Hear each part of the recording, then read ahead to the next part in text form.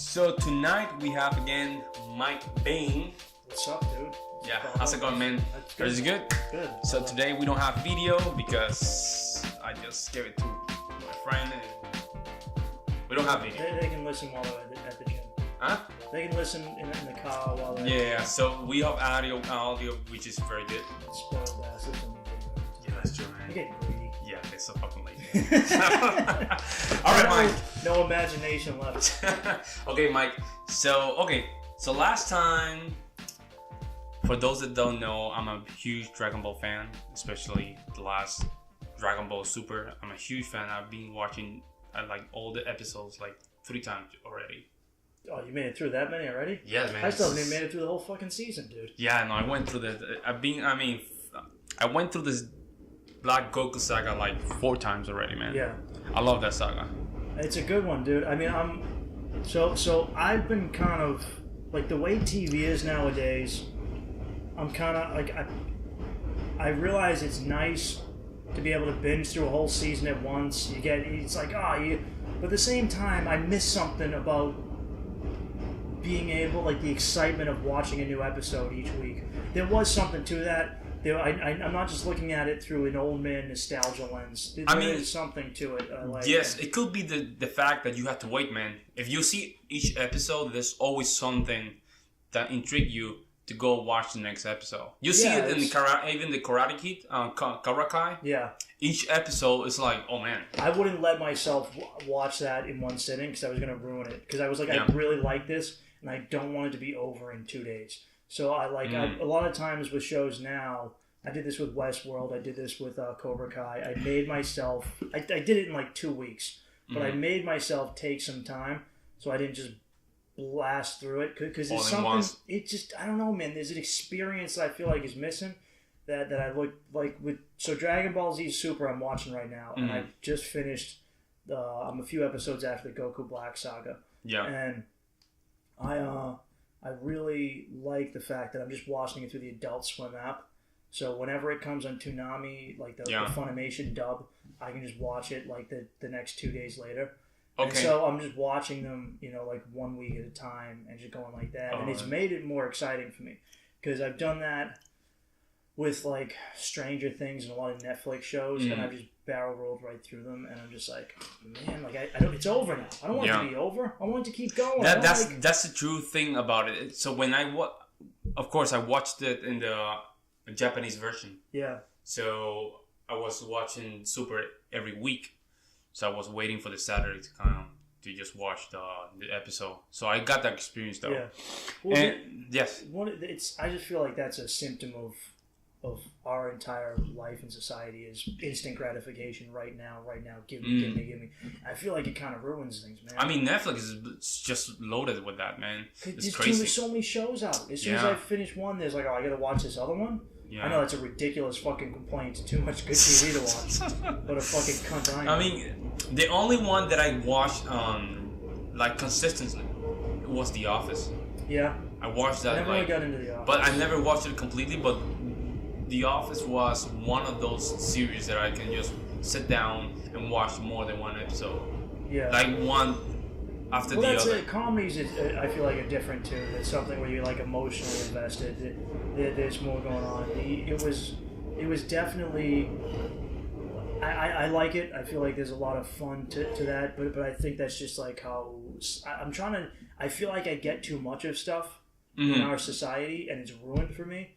Like, how many you ever seen something in porn sexually and you're like, I gotta do that. You build it up in your head. Oh, as soon as I'm gonna have a threesome, I'm gonna do this, I'm gonna fucking do this crazy sex move. And then you do it, and then it happens, and you're like, oh, it's whatever. And it's ruined. It's just like, why?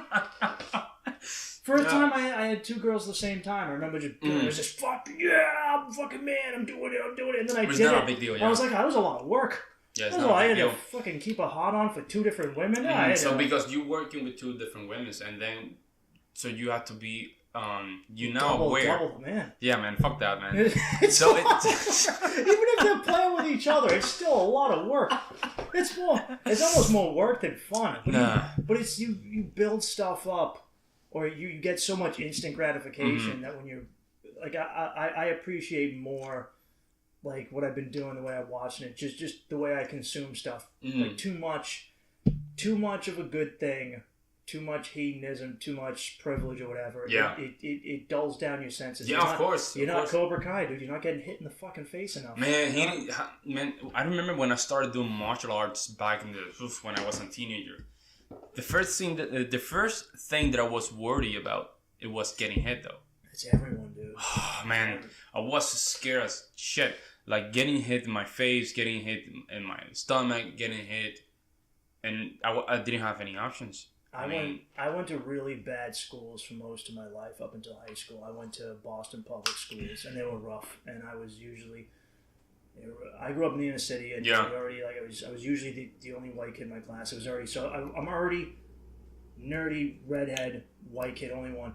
Boston, and I'm like, why am I gonna I'm afraid to stand up for myself at times because I'm afraid to get hit. But I'm already getting fucking bullied, dude. Like I'm already getting hit. So what are you going to do in that case? Yeah, you're getting bullied. Everyone's just which is one of my reasons why I started doing martial arts. With a lot of people. Yes. George St. Pierre. Yeah. Which I don't know if you saw the episode of Joe Rogan when he... I did. Yeah, when he told the story about his bully back in school. I watched this yesterday. No, really? Crazy, man. So he told the story about his bully back in high school. And he met him, I think it was a beggar, right? A homeless guy or something like that. And he went to the guy and then he gave him... I don't know how to explain this, but then, in other words, he motivated his bully to be better. How crazy is the world, man? It's insane, man. I guess in a sense, that's the ultimate revenge, if you want to look at it that way. But because you have the opportunity to rub it in this person's face, and you're such a better person that you don't need to put them down. You can uplift them. And I feel like that is the ultimate comeuppance. It's the ultimate realization of yourself as to where you come as a person. I mean, you're supposed to be that. You're supposed to be the better version of yourself when you're, of course, a teenager. That's tough to do as a kid. Yeah, if you are right now 35 years old, or even 49 years old, and you're telling yourself, "Oh, I had it best when I was a teenager," you're having the wrong path though. You're supposed to look back and say, "Oh my God, I used to be this person. Now I'm something better." If you're doing the opposite thing, there's something fucked up.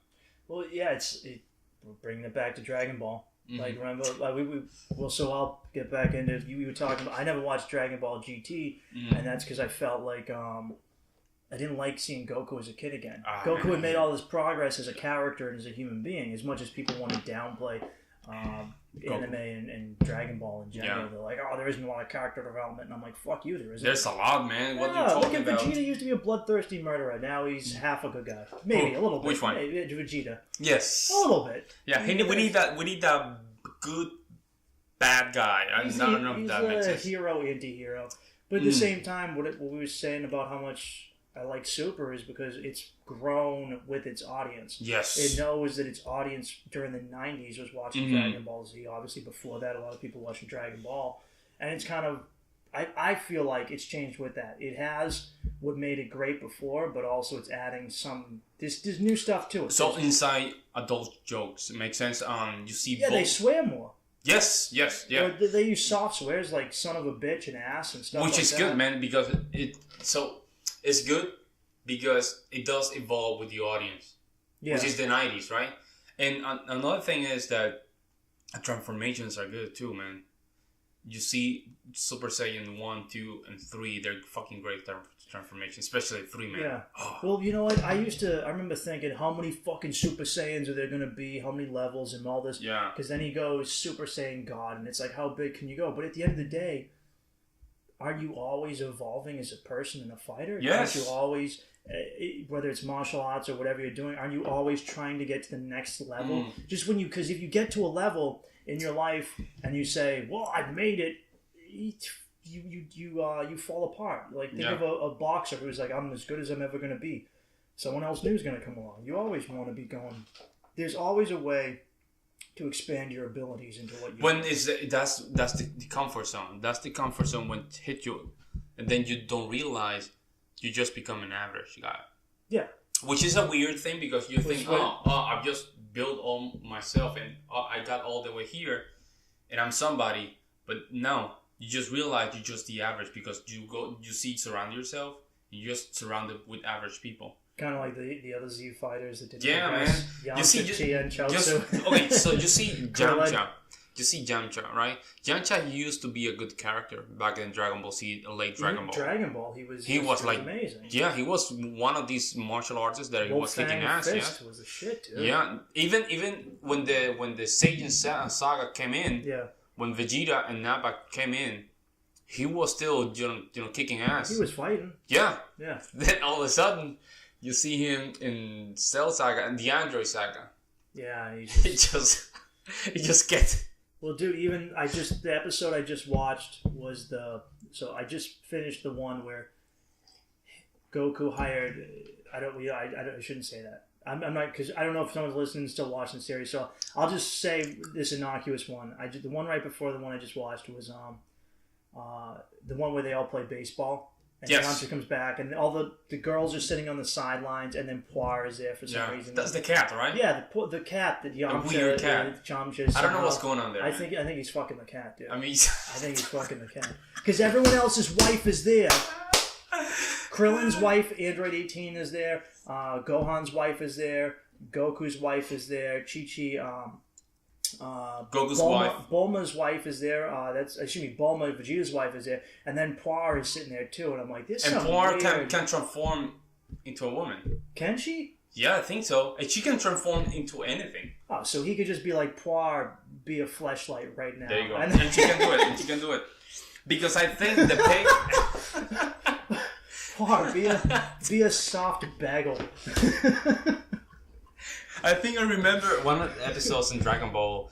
I think the pig, because the pig can transform also. Yeah, they can. They turn into like flying bats sometimes. Yeah, they just transform for some reason because they went to the same school or something like that. They did. They went to a magic school back in Dragon Ball. Yes. I forgot about that. Yes, and then they can literally transform into different things. So I can assume. So Poir is just Yamcha's hump pillow. It's just a feline hump pillow. It sounds weird because... But it makes sense. Because Yamcha was a pervert. In Dragon Ball, he was trying to fuck Bulma the whole time. Yes. Well, they were a couple, though. Yeah, eventually. But when they first started, Yamcha was really kind of a creep. Like, him, Master Roshi's a creep, too. Yes. Never stopped being a creep. He always... I can't remember the pig's name, but I should be able to. He was. I don't remember either. He was a creep nonstop too. Yeah, and he's still a creep. Yeah, still a creep. But I forgot the name, man. It'll come to us. It'll come to us eventually. Yeah. No, don't hop on. So it's a weird thing about Yamcha that I know you like him. I still like him. He's still one of my favorite characters. And he looked so badass when he was in the Cell Saga. I mean, the Android Saga. Scars on his face. He used to be a bandit. He was so ripped, man. He was so ripped. He looked like a Saiyan. But all of a sudden, the Buu Saga comes in, and he just... Well, that was my favorite thing ever, was to beat someone in like a Dragon Ball fighting game, like Budokai or whatever, as a shitty character like Yamcha or Mr. Satan or whatever. And just be like... Oh, yeah, just Wolf Fang fist someone playing as Vegeta. Dude, there's the best. So the Yamcha and Vegeta, there was always something, because Vegeta took Yamcha's girlfriend, which now Vegeta. Yeah, absolutely. Because I remember when I don't remember what series that was. It was the beginning of a new saga, and Yamcha's all pissed off. Bulma's with Vegeta for some reason, and I think it was the beginning of... I think it was the Android saga, though. Yeah, because I think that's when Trunks came back in time, and they had to write that storyline. But I fucking hate Android 18. I hate her. Why? She's a bitch. Isn't she like an attitude? Like, she was talking shit about Yamcha during the baseball game. She's like, oh, he's a washed-up fighter. And I'm like, bitch, how many millions of people did she kill? Well, maybe not in this timeline. No, in this timeline, they did kill people. When the androids first came out, they killed a bunch of people. Yeah. They were trying to... And then all of a sudden, like, she's not... Like, when Golden Frieza came down to Earth, she wasn't fighting. Yamcha and Tien and Chaozu were out there with their bum asses. They weren't doing nothing. Yes, in the movie? In Super. When like, Frieza comes back as gold. Yeah. She wasn't fighting anyone. She's supposed to be stronger than all those dudes. Android 18 is one of those characters that I don't get it, you know? Krillin deserves better. He was my favorite character. I think there's one thing in the community that they say that Android 18 does really like Krillin, because Krillin, he portrays for some reason like masculine traits, which for me is so fucking weird, because he looks weak as hell. He stopped being a martial artist, and if you're sweating, you can turn off the AC. Nah, I'll be alright. Yeah, maybe a little bit. But. Yeah, so he's a weak character. He stopped being a martial artist. He just went to being a police guy, and he just lost his self. But he's also like, he's just straight up providing for her in a very traditional sense. Which if that's what they want, all power to him. I never smashed that lifestyle. But at the same time, I'm like, she's a stronger one. Yeah, exactly. And she's a fucking android. Yeah. Go out and make some money too, Android 18. And then that's the other thing I don't understand. Okay, she's an android. Are she still a robot, or still I think human? She's both. So I think an android is like a human who's been modified with robotics. It's my understanding. But I could be a cyborg. See, this is where I get confused. See, because I thought that when Android was killed in the Cell Saga, they revived her. I mean, clearly her uterus still works because she got knocked up. But then the question is she still an android or human? Because she got pregnant, so it's gonna be. But then when you go a little bit further, they go to the tournament of the universe or something like that. I forgot the word, man. How can I get the last tournament, right? Yeah. And then she and Android 17, her brother, they're like, oh, we have infinite energy because we androids. I'm like, that's when I got so confused. Like, oh, so they're still robots? It's still cyborg. I don't know what the hell they're. I don't know, because even in the Black Saga, one of the old androids, very original ones of Dragon Ball, makes a cameo. I don't know if you remember seeing it. The guy who looks like Frankenstein's monster. Yes. Very briefly, but he still in the mountains. He still looks like a robot. I don't know where they lie. I mean, clearly she's not all robot if she can have a kid. Although that's gonna be like I just now for the first time envisioning the sex that Krillin. That would be weird, man. Oh, I'm sure I can look it up online. Someone's drawn it. If people are writing fan fiction for every innocuous show, someone's definitely making the anime. I think just lying between a human or a cyborg. Like, she's still humanish, but then she has some robotic stuff. Maybe that's why I think she's a fucking cunt. I don't like her, man. To be honest, she has an attitude problem with everybody else in the group. She's just a cold shoulder, and I'm like, you tried to kill all of them, and you have an attitude with them. Like, and they're all like, "Hey, we got to keep you around because you married our friend, and you made him a pussy. He's not fun anymore. He used to be fun. Now, here's what I don't like about Dragon Ball. They tend to do this a lot. The bad guy that kills everybody, all of a sudden, is become the good guy. Vegeta, Android 18. Although now with Frieza, Vegeta, I appreciate it. Yeah, but Frieza is one thing. It seems like they're going to do that. Now in the next movie, Broly, Frieza is there fighting Broly. Yeah, I don't know how they're going to do that. No, that's not... I mean, they kind of did it with... But Heat, though. With Beerus. Like, Beerus... Oh, yes. At the beginning of this series, Beerus is destroying everything, and all of a sudden... Beerus is now friendly with him, which I like. Beerus is so funny, man. Beerus is actually a great fucking funny character. Like that scene where his angel assistant makes fun of the way he fights, and then he flips out. It's amazing. He's a great character. Man. The fact that they're just showing up and eating, he's got great lines. They're like, "Where the sausage go?" And he's like, "It's in my belly." It's just such a great. He's a great character, but he literally was like bloodthirsty, and then all of a sudden, like he's letting these little humans talk shit to him. Which is weird. You know, on a first name basis, they're just shooting the shit. You came to Earth. You go. Then they summit Shenron, and then all of a sudden, Shenron is scared of Beerus. Which is weird, and all of a sudden, Beerus, a couple episodes in front, he just liked to hang out on Earth. Yeah, he's just chilling. He's like, "Oh, good." I used to blow up a planet every single day, but lately, I don't know, I dude. just want to chill out. I found ramen. I found cup of noodles, and now I'm just complete inside. Imagine if that's all you needed to sate your bloodlust was just some ramen. Oh man, like that. That's what humanizes you. I don't know, Mike, but. New York City Chinese or Asian cuisine, man. I haven't had any since I've been here. Man, what you're missing something. Am I? Because I mean, I really like Chinese food, but I just haven't. I've been so precise with how cheap I am with my money and try because one of these days just go. You know what? Let me just buy $10 ramen, or just a $5.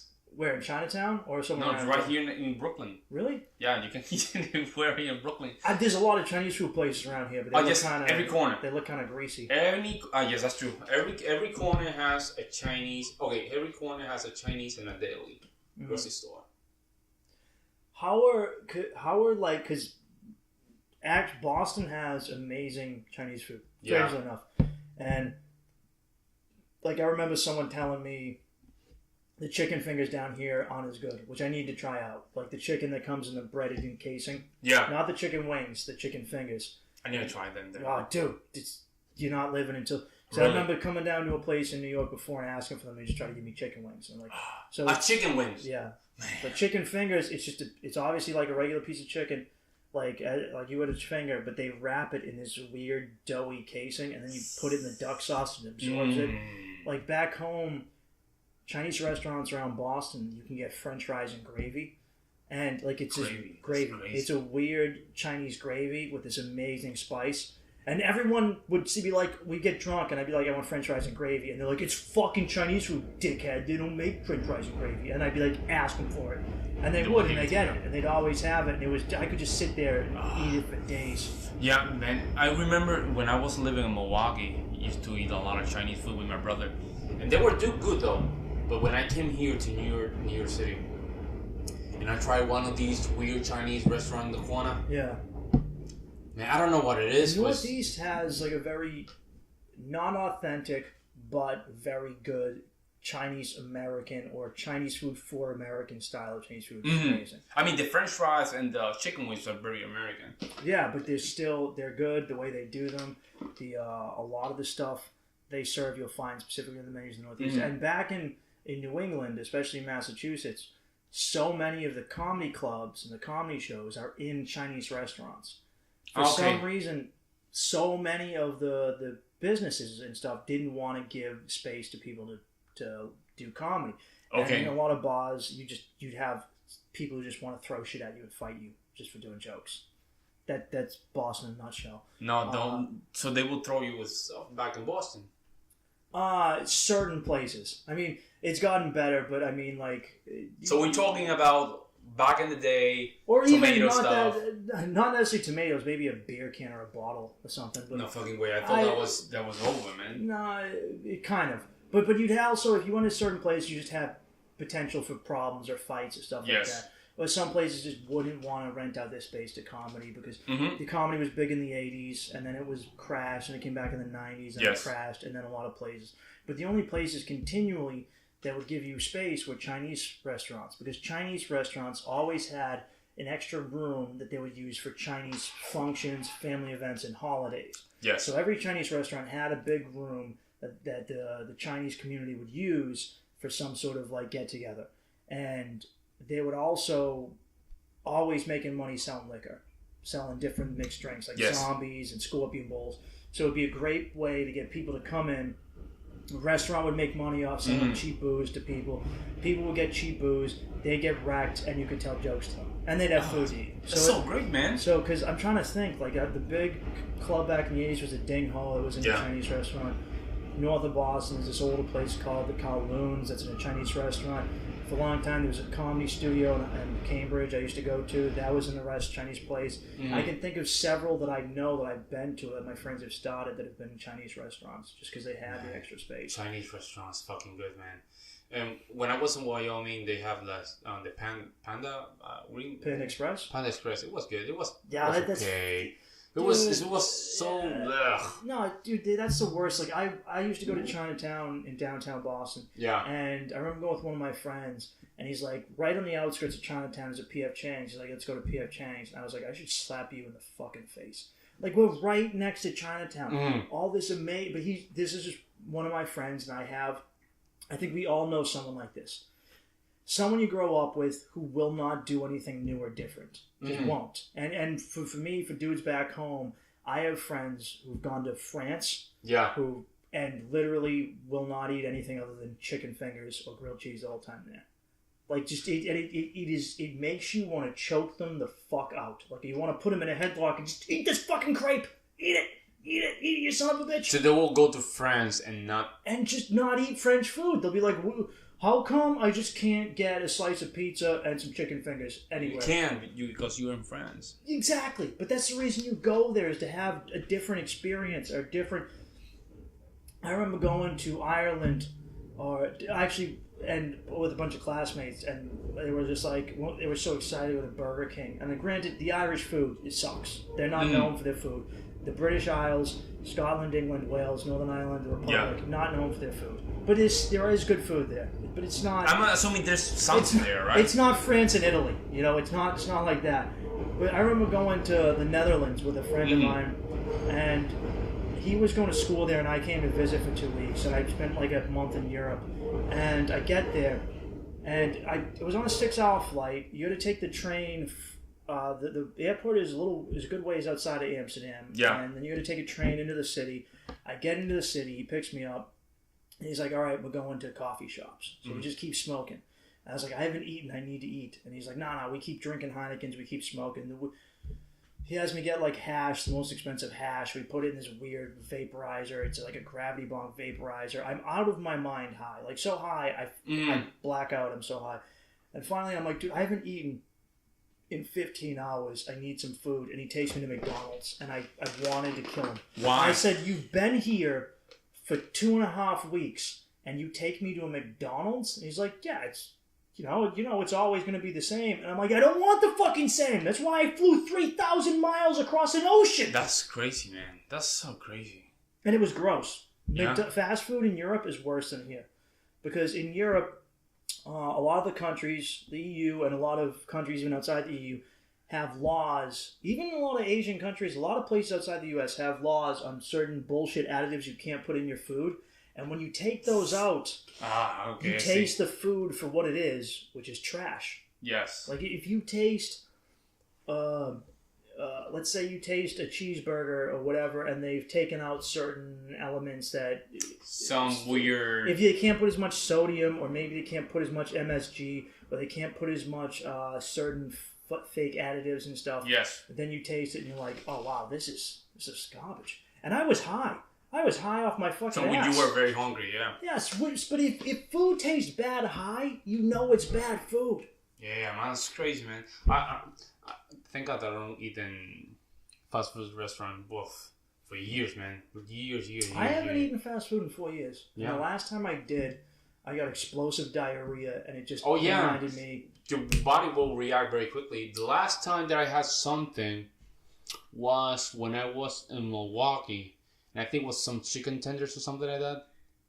Some weird chicken tender. I don't even remember. Chicken selects from McDonald's. Something. It was from Burger King or something like that. Well, that was years ago. That was like 6 or 7 years ago. Something weird. I usually, thank God I don't do none of that stuff, because I will literally just feel it, you know? My body will literally react. It's like there's a brick in your stomach. And I remember I was dating my ex, and she was an entomologist. She studies insects, and she had this research house down Cape Cod in Massachusetts, and she was using it to look for certain moths there that were migrating during the summertime. And so we get down there, and all of a sudden, she's like, "Oh, it's my tradition I eat at Wendy's." And I was like, "I don't want to eat Wendy's. I eat fast food." She's like, "We're going to do it." And I was like, "Fine." Like, she kept pushing, so we do it. Immediately we eat. I'm like, I could see that she didn't want to tell me that it sucked, because she knew I would say I told her so. And I'm eating like a Baconator, and I'm like, this used to taste good to me. There was a time when I was a fat fuck, and this tasted good because all I ate was garbage food. And now I've had good food. I've had real food. I know that this isn't good anymore. It doesn't taste good. It tastes dry. Yeah.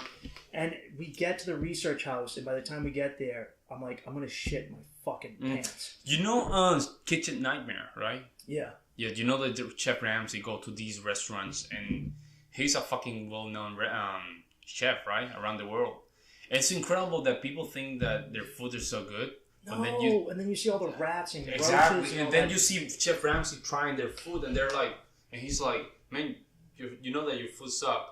It doesn't suck. He is a well-known chef, and people still are arguing about how good the food is. Yes, that's crazy. But when I got to that house, we realized it was supposed to be just us there. There were 5 to 6 other people already at that house who didn't know we were also using it. We were going to have to share the research house. And there wasn't a spare bedroom, so I just walk in, and they go, "Who are you?" And I'm like, "I'm apparently staying with you for the weekend. Where's the bathroom?" And then I went and destroyed the bathroom. And then I had to hang out with these people. Okay. Like, right after I just ran inside their house, and they're like, "Who's this guy in our house shitting in our toilet?"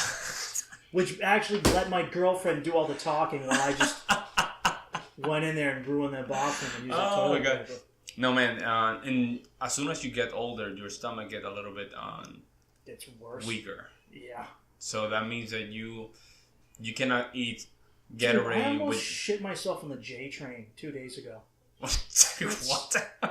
I was in Manhattan, and I was like, "Oh, I'm going to eat $3 slices of pizza, and then just wait till I get back to our house." And then 2 stops into the J train, I was like, "I'm done." I was just sitting there praying, like I found Jesus. You know, he's not in a church. He's on the train at rush hour when you're going to shit your pants. Man. You'll start going to the toilet and start pewing, I don't know, weird black stuff. I was like, dude, don't let me do this. Don't let me do this with gym shorts on a train full of people. It will happen. For the love of God. It will happen, and then you're going to have a delay inside the I'm going to have to just get off, just holding my shorts. Like, what do you... Like, just looking everybody. It happens, man. I went on spring break. There's been a lot of talk about shit in my pants. On spring break to Florida and Panama City Beach, I had to return a rental car because my car, the only car I've ever owned for 5 months of my life, broke down in Georgia and next to a swamp, and that was it. So I had to get a rental car. It was brutal. And I'm dropping it off at the end of the week. And I've been drinking and eating Subway sandwiches all week. And I go to fart, shit my pants, go to pull over, throw away my underwear, make sure that nothing's in the rental car because I have to drop it off right now. That's what happens when you poison yourself. Yeah, and Subways, I used to think that Subway sandwiches were good, man. But it's good compared to McDonald's. I mean, it's inside the standard of fast food. Subway go to the healthier side, right? But it's still is not, because the bread is they bread put is weird nothing. Shit in the bread. Yeah, the bread is nothing, man. And it's like a piece of paper. That there was the same stuff that was in yoga mats is being. Oh God, that's crazy, man! I didn't know that. Or some sort of material. That's the common rumor or something that I've read in several articles. What about the Subway guy? That he got cut off. Dude, that was honestly kind of surprising, because most of the time when someone's diddling kids, you kind of like, you don't know, but like I've been trying to say this, like I'm never gonna get caught doing that. One, because I wouldn't do that because I'm a piece of shit. But two, I fucking hate kids. I don't want to be around them. I don't want to be in. But like, you ever notice that the people that are always fucking diddling kids are the ones that want to be around them? Coaches, teachers, priests. It's like, either the people who want to hang out with kids all the time want to fuck them, or they're just regular people, and all of a sudden kids are getting crazy hot. I'm assuming it's the former. I mean, sometimes they don't have that choice, because they're probably inside a like a ring or something like that. They are just victim of trafficking, of human trafficker. But the amount of like... It's crazy, man. It's just so crazy. So, like, but you look at Jared and I'm like, dude, you had everything. You were a fat tub of shit who never should have been shit. Like, you should have just been that loser who lost a bunch of weight eating Subway sandwiches, and instead they made you like a living mascot. You were you were Ronald McDonald, except you were a real person who could cash paychecks, and you were a multi-millionaire. And yet it wasn't enough? You couldn't just go fuck any woman you wanted or every dude you wanted? Crazy, you gotta go fucking bang kids? Yeah, man, it's crazy. And then, not only that, you have to go outside the country. You have to go outside country, make it obvious. Go to Thailand. I mean, of course, people were going to watch you, man. It's so fucking crazy. And there's no privacy anymore. And at the same time, it's like, what... Because it's scary to think in this modern era where so many people are getting caught for... pedophilia or rape or just really nasty stuff. How many people were doing it back in the day? How many old school celebrities from like the 30s and 40s were out there being pedos or being rapists and you just don't know? That's a common thread too. I don't know if you watched this documentary in YouTube about Hollywood and the pedophilia rings. Yeah. I mean, I've been watching documentaries, but I'm aware that there's a lot going on. There's a lot going on, yeah. Like the guy who So every now and then, someone will try and expose one of these bastards, and their career will just end because people have tried to expose Weinstein and they got fucked over. People have tried to expose Cosby and they got fucked over. It was only because there's momentum and there's enough people coming out. So the director who directed X-Men, or the producer, I think he was producer, and he's a gay dude, which is fine, doesn't matter, but he's really into like barely legal, like 18-year-olds, and he has parties where it's just them in a hot tub, and he obviously gets them to come back and be like, hey, I'm this fucking producer. And it's a well-known fact, and someone tried to expose him, and then his career was just over. That's crazy, man. Because the guy who directed X-Men 2 was like this 23-year-old young, attractive gay dude. And I liked X-Men 2. I thought he did a good job. But it's like, how did you get that part? Clearly, you're that young and you're getting that movie. It has to do with some sort of... Yeah, exactly. There's a lot of...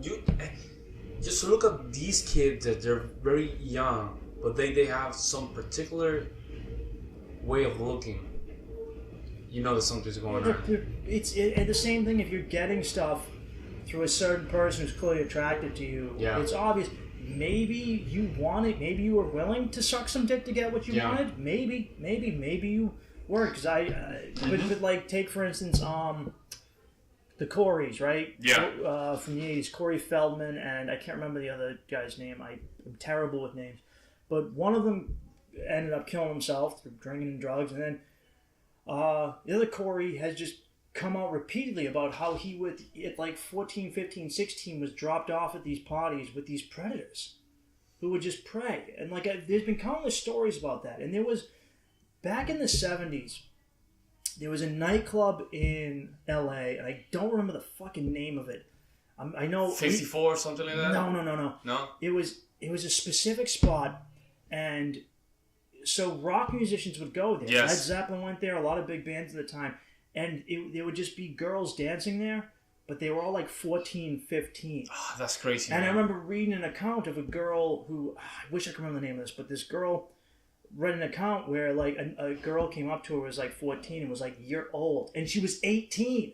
She was like 18, maybe 20 at the time, and she thought like, my life's over. And I'm like, at that age? Wow. But there is undoubtedly, and I think this happened. This isn't anything new. This has gone on with entertainers and politicians. Yes, no, politicians are. For politicians, it's the most scary one because they have power. Yeah, legal power.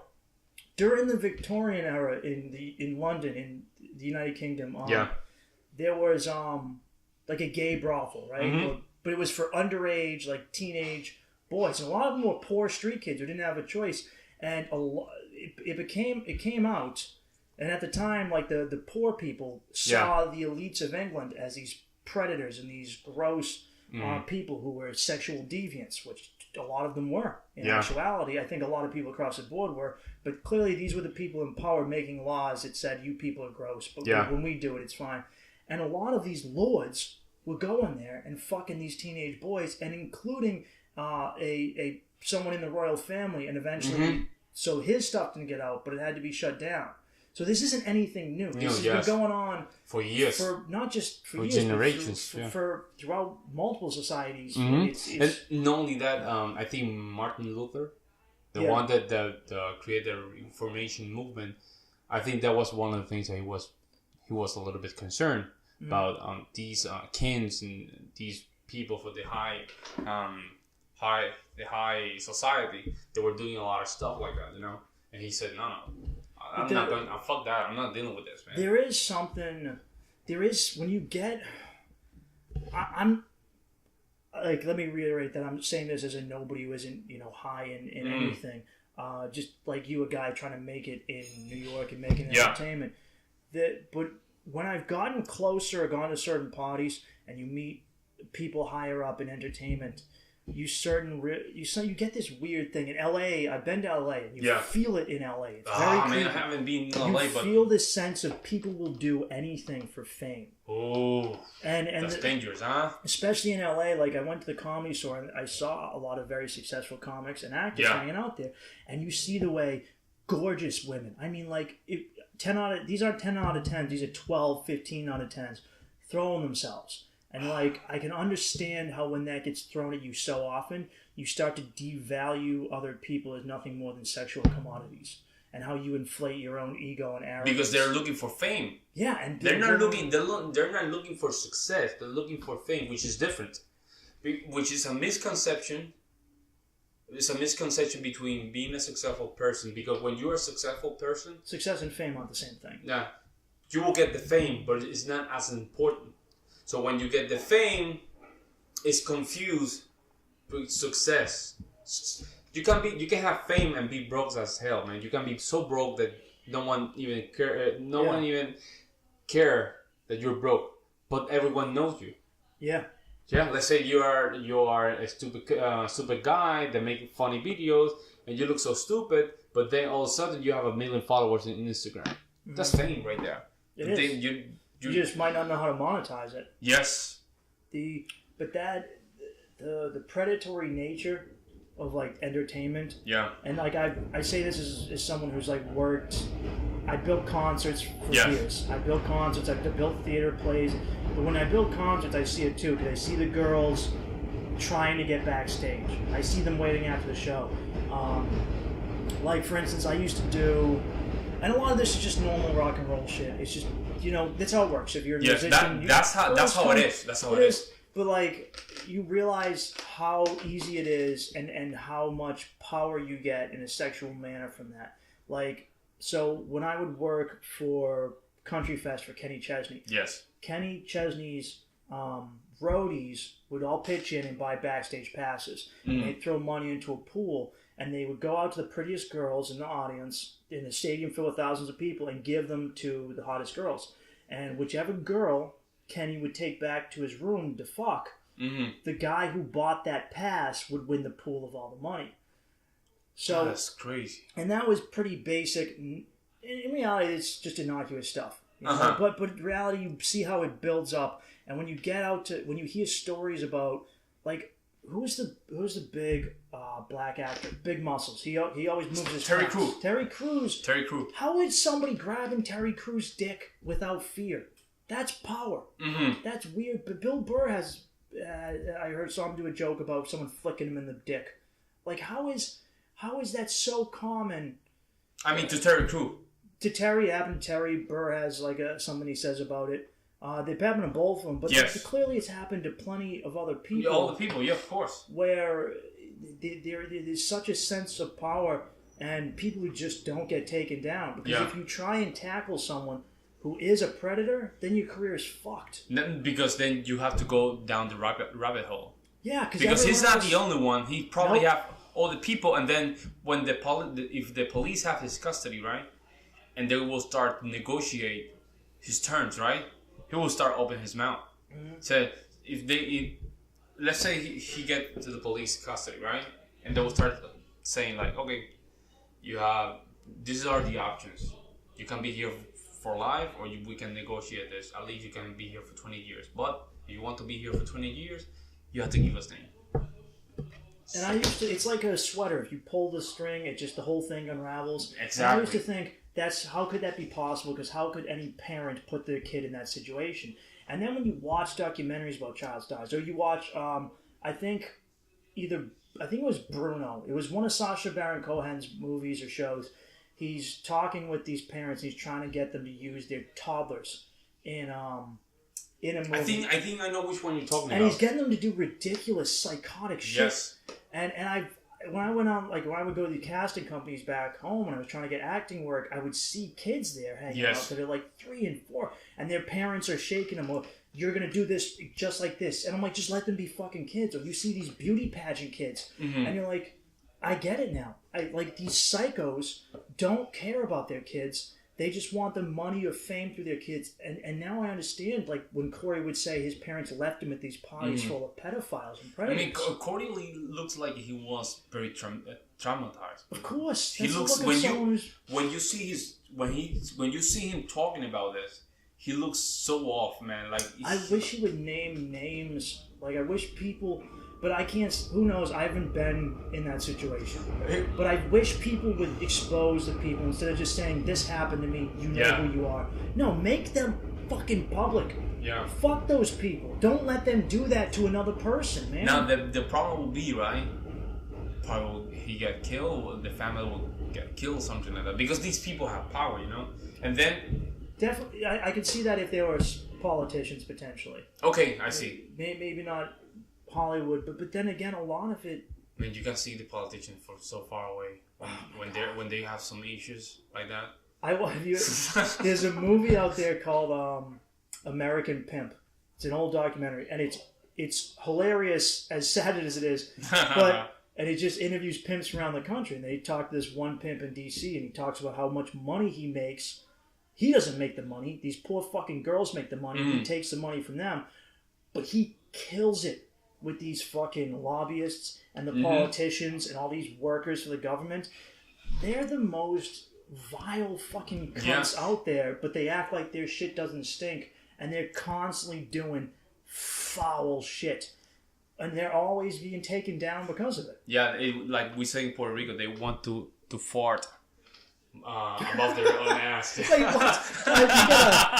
I gotta start over, please. They want to fart above their own ass? Yeah, above their own ass, you know? Because they think their shit doesn't smell. Oh, that's kind of crazy, isn't it? That's a good. I like that. I'm gonna start using that. That's how we say it in Puerto Rico. They want to fart. Yeah, man. In Puerto Rico, it's crazy. There's a good documentary about drugs in Puerto Rico, in the island, and there's a guy selling drugs. I think it's coke, but it's a more refined coke. And he started saying, "I just sell to politicians, courts, Supreme Court's guy." He's just saying like millionaires. Yeah. I'm like, oh my fucking god. That's teachers. The money isn't selling blow in the hood of Brooklyn or the Bronx. The money's selling blow to these corporate motherfuckers and politicians in Manhattan. Mm-hmm. That's where the money is. Because they all pretend like they don't do it, but they do. And the cops aren't busting down their door. So... Because they own the fucking cops. Yes, and not only that, I was talking with one of my friends about all this stuff. Like, you see people just swiping their own card, making fraud in your face. Yeah. There's people with cards just selling a swipe for $2 in front of the policeman. Yeah. That's fucking fraud. Mm-hmm. And they don't do anything. Just to put you in perspective. If a guy is making fraud in front of the police does not do anything. It means that they had to pick up a certain type of criminal. Yes. You know? And it's certainly not the white collar criminals. Exactly. It's the people, the guy who robs $80 million in investor fraud is somehow looked at as a moral dude, while the guy who robs $5 from the fried chicken store is subhuman. To make them look good too. Yeah. Yeah. It's like situation with. That's why when you see cases with rich people and politicians, especially politicians, they take forever. Yeah, and they know how to do that, man. They know how to. They know how to delay it, and even if you do, so my brother and a group of my friends were having a party on St. Patrick's Day back in Boston, and the cops entered their house without a warrant. Yeah, and they said get the fuck out, and the cops didn't like that. This is Boston police, so they ended up fucking up a bunch of people at the party. They recorded it. And they took some of the phones and just stole them. Some of the other phones, my brother's phone, my friend's phone, they took the phones, they erased the videos and threw them in the trash. And my brother found them later. And then they charged people with resisting arrest, assault on an officer, all this stuff. Yeah. And it was like, how did this happen? And so most of my friends, just because this happened like 3 years ago, and it only just went to court. Because the average person has a job and has to work and can't just take a fucking day off again and again and again. But if you're rich, you can't. You that's not an issue. You get some nice salary job. So a lot of the people who were involved, a lot of my friends just pled guilty. And my brother was like, no, I'm not going to do it. He held out, and eventually he got off. And then two of my friends, whose house it was, were like, we're going to sue the city. And they did. They got a lawyer to do it pro bono because he said this is such an egregious... That's crazy, man. And they went to a jury, and the judge said at the end of the trial, he goes, based on what we've seen, he's trying to educate the jury. Yes. If the cops came in without a warrant illegally... That's illegal, by the way. Yes, it's unconstitutional. As we've seen, then you have to rule in favor. And the jury still ruled against my friends and in favor of the cops. And then they didn't took it to the Supreme Court, right? They're debating if they're gonna try and take it again, but they don't know if because now they have to pay the lawyers money they don't have. And then the lawyer is going to extend it, right? Because they need money. But that's completely unconstitutional. I think that's. But that's how it works, man. Yeah, man, it's crazy. You need money to fight them. The average person. So one of my friends, she's an immigrant, right? A legal immigrant. She's a musician, great musician, great pianist, man. One of those musicians that you say like, damn, she's so fucking good. And then she got a lawyer from the city.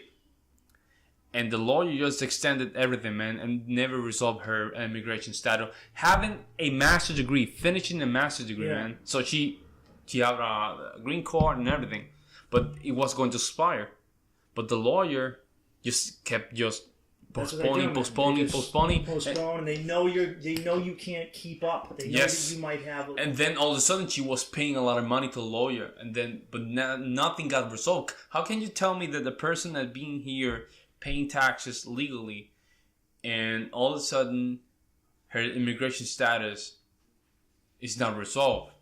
And this is someone who wants to do it the right way too. Yeah, which is crazy, man. You have a person that is well educated, have a master's degree, and she's a fucking professional. She's willing to contribute to the country, and you're just making things harder. It's crazy, man. It's crazy. All about money, dude. Yeah, all about money. Because if you keep extending the law, you get more money. It's not cheap either, man. We're talking about thousands and thousands of dollars, man. I mean that's the tool of most lawyers. Is like I remember.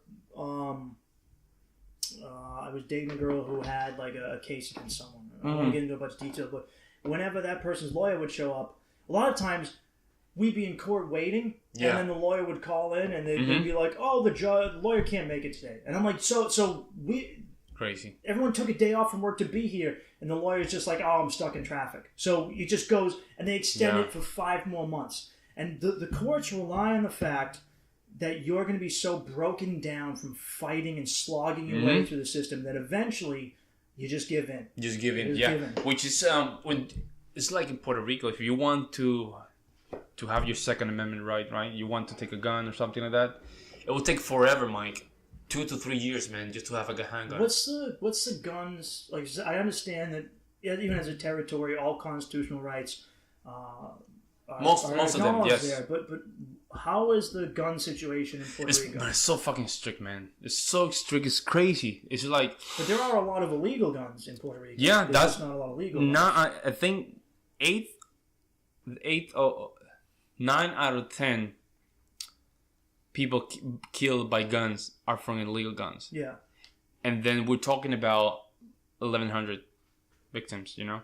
So it's crazy. It's a lot of amount. Just think about it. So for every 100, you have like 10 people that are killed by the police and stuff like that, but the rest is just illegal guns. Which is crazy to think about, because a lot of times in the U.S. the issue is, let's say you have a place like Chicago with a lot of gun deaths. Illinois has strict laws, but Indiana has loose laws. Puerto Rico has a strict law. It's an island, though, so are guns mostly just being shipped in from other places? Yeah, because the thing is that people understand is the people that have guns here in the States are not coming from the gun lobbies. It's just coming from Colombia, Peru. It's easier. Yeah. It's easy to traffic. For Puerto Rico, it's the same thing. You have illegal guns, AK-40. Man, these people in the projects have AK-47. Mm-hmm. These people have machine guns. These people have shotguns, and those things are so fucking illegal. You cannot have those, man. And you go to those house projects, these people have an army there, man. Yeah. And then the citizens have just a handgun or something, things like that. It's crazy, man. These guys need some discipline. They need some Cobra Kai. That's what you need. You need to get punched in the face. Because I think this is a prediction that I have that I think people are more likely to take shit to guns and weapons nowadays. Mostly because, let's say back in the day, somebody stomps you out, fucks you out, you get jumped, you get your ass kicked. The only people who know about it are you and the people there. Now, let's say you get black eye, your face is fucked up, you got to tell people what happened. You might be able to make up a story. Yeah. But nowadays, you get fucked up and stomped out, it's on World Star Hip Hop, and 1 million people will see it. People are watching you get kicked and spit on, and you feel like your honor is completely taken. And you're like, I got to get back at these dudes. I'm going to fucking shoot them. Like, I feel like the viral situation has made humiliation worse, and people feel like they need to get. Well, the guy from the Florida mass shooting, right? The last one, he was bullied by the school. Oh really? And he had fucking issues, man. But no one did anything. They were just ignoring him, and they were like, "Oh, he's just a crazy kid. Don't listen to him." The FBI went to his house I think it was like 29 times, things like that, and everyone was like, he's just crazy, man. Just let it be. Man, one time he just snapped, man. He took whatever he had and just started shooting people, man. And that shit happened. It's like saying you're at school and you're getting bullied daily. I hear a lot of older people talk about, well, I used to get bullied back in the day. I don't think for a second that getting fucked up back in the day was half as bad as getting fucked up online and in person. Because people, you can, if someone's at least in your face, you might, even like me, when I was young and I was a pussy, I didn't have the courage at that point to fight back. I did later on. I had to build it up. I had to get hit enough times that I fucking realized I'm not going to live like this. But when it's online, how do you defend yourself against that? That's crazy, man. Like, I'm a fucking grown-ass man, and even when I put shit online, I'm like, I'm gonna get smashed for this. You know, someone's gonna tell me to fucking go kill myself, to go fuck my mother, to go eat a dick, and I'm gonna be like, oh, I don't care, but deep down inside, I'm like, oh, dude, guy just told me to. I hope I die. You know what is crazy? Imagine if you're 15, you're 14, and people you don't know are stalking your Facebook saying, kill yourself, kill yourself. It's kill like yourself. the Cobra Kai scene when you have the girl, the fatty girl. She's getting bullied daily on Instagram, Facebook, and all the social medias. The teacher is looking at it, and he's like, what is this pussy? And then she goes like, the teacher goes like in this safe space kind of mode, and it's like she knows what's going on. She cannot do anything. Yeah. So what do you expect? These people are getting bullied not only physically in front of people, but then online. And they're getting threat like, oh, just kill yourself. So you just imagine, because you can't punch those people in the face the way you can a bully. Yeah. How do you get that dude? How do you make him? And the people bullying you, they're not always kids. Sometimes they're grown ass fucking adults in another continent that is shitting on you. And that's the other thing. You don't even know who it is, man. No. It could be your teacher. There's just some teacher who hates his students, and he's just going online. Kill yourself, Timmy. Timmy, just do it. Your dad's an alcoholic. He doesn't fucking love you. No one wants you in school. They definitely don't like it when you fought in second period history class. Just imagine this. When you go now to a bar, right? One of your teachers or one of your teacher friends or a friend of yours that is a teacher from a public school. And then he started, inhaling some coke, some drinking a lot of shit. You start thinking like, oh, that means my teacher used to do that stuff too. Of course they did, man. Which is crazy, man. The teachers never had it together, man. Yeah. Think about it. Like, it's crazy. They're not getting paid millions of dollars. So they're unhappy, yeah. A lot of dudes are just like, hey, look. Some people genuinely want to teach the next generation kids, and some people just want a safe city job with not a lot of stress. You get tenure. You're not going to be fired. You get benefits and a pension, and you get most of the summer off. And they're thinking, fuck it, dude. I had. All right. Okay, folks. Sorry about that. For some reason, we couldn't record or get the rest of the recording. Seems like we didn't have enough space in the computer. And then everything went to... That happens. We don't know. We went on a long tangent there. Yeah. I don't even remember all of it. Yeah. We spent like a couple hours trying to save it? We couldn't. Well, we spent 2 days trying to fucking save it, man. Nah, but whatever, man. We're feeling. We're feeling. Fill the rest of it. This is like the third day after all that stuff that happened. So yeah. So I was telling Mike that I went to like a small seminar, like entrepreneurship and musician, something like that. They were talking. The good thing is that they were talking about marketing and business stuff rather than music, which is what I wanted to go. And it went a little bit abroad. They didn't discuss anything like specific, like technique and stuff like that. They said, you can do YouTube, which I already have. Go to social media, I'm already doing. So it's very basic stuff, and I would like to have more like details in those stuff. It's just everything is so abroad, and I know why they do it. They don't want to give everything as one. Yeah. And part of it might be to make it more applicable to everyone's different thing they're trying to do. That's true. Yeah. You're trying to do music. So that's the end of the podcast with Mike Bain. Just make sure that you follow him in his Instagram by Mike Bain, and also in his Facebook. You can follow his updates in his upcoming events here in New York City. We had a lot of problems with the recording. The computer was still giving us a lot of problems for some weird reason. So we're going to fix that for the next one. That way we can avoid this kind of issues. Make sure that you follow us on Facebook by PJAlphaMusic, or you can just type in my name, complete name, Pablo J. Ruiz Vargas. Go to my website to listen to the other podcasts, www.pjalphamusic.com/podcast, or go to my YouTube channel by PJAlphaMusic. You're going to find the other other podcasts and also my music. Okay, guys, so have a good night. That's it. See you in the next one.